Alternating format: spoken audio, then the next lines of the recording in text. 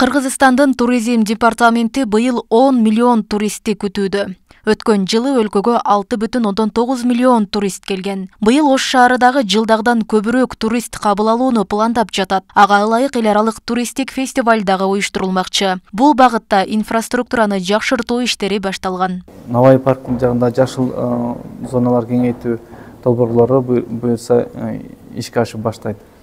Ал эми шаарыбыздын ичиндеги кызмат көрсөтүүлөрдүн сапатын жакшыртуу боюнча дагы биздин ушул Жайзет эл аралык уюм менен кызматташып ушул шаардагы туристтик бизнес өкүлдөрүнүн кызмат көрсөтүүлөрүнүн сапатын жакшыртуу боюнча иштер жүрүп атат. Ал эми Сулаймантоо музей комплекси былтыр жалпы 290 миң эс алуучу кабыл алса, анын 7 миңдейи алыскы чет өлкөлөрдөн келген. Сулаймантоодо туристтик потенциалды жогорулатуу боюнча 11 объектисин оңдоп түзөө керек. Ал үчүн Дүйнөлүк банктан 4 миллиард каражат бөлүнүп, учурда долбоору түзүлүп жатат. Ар бир жаран ошо туристтерди тартууга салым кошсо болот.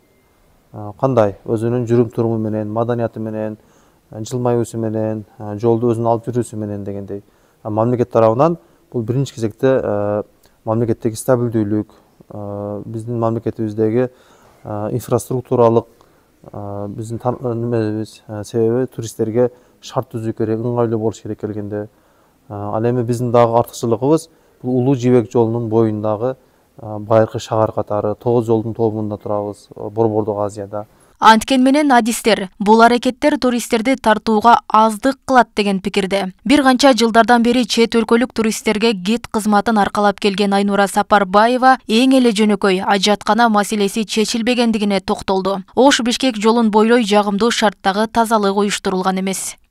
Туристке керектүү болгон негизги нерсени биз түзө албай атабыз да. Мисалы, эми 10 миллион туристтин келишин күтүлүүдө дегенде бул жерде статистикада таянса болот. Бирок эми чек ара кызматында алар статистиканы кантип берет мен билбейм.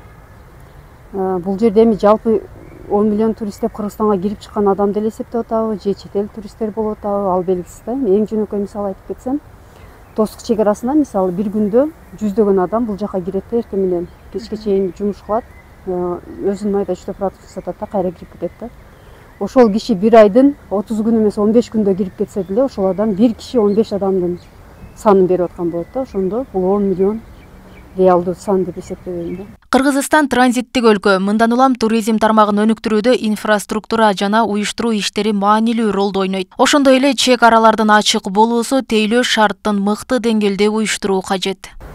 Кыргыз-тажик чек арасы ачылган жок, же болбосо Кыргызстанда бир өтө бир маанилүү чоң фестивалдар болуп аткан жок да. Эми болгону мүмкүн эми Кытай Кыргызстандын чек арасы ачылды, мүмкүн ошо таянып аткандыр да. Эми туристтер өзү келсе, бизде элдер айтып берет да, бизде жаратылышыбыз, тоолорубуз дагы мындай бийик, аябай жакшы туристтер тапа турган жер деп айтышат. Бирок дүйнө жүзүндө 200дөн ашык мамлекет бар, бизден да кол жерлер бар да. Туристке керектүү эмне бар? Туристке мисалы без виза режимде киргизип койдук, бул дагы кичине жардам бериши мүмкүн.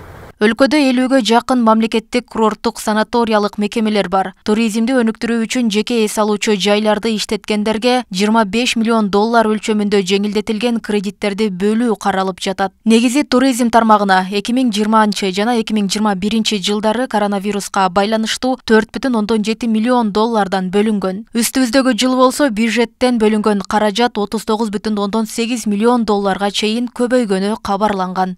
Роза Акматжан кызы, Жылдыз Кадырбаева, Ош ТВ.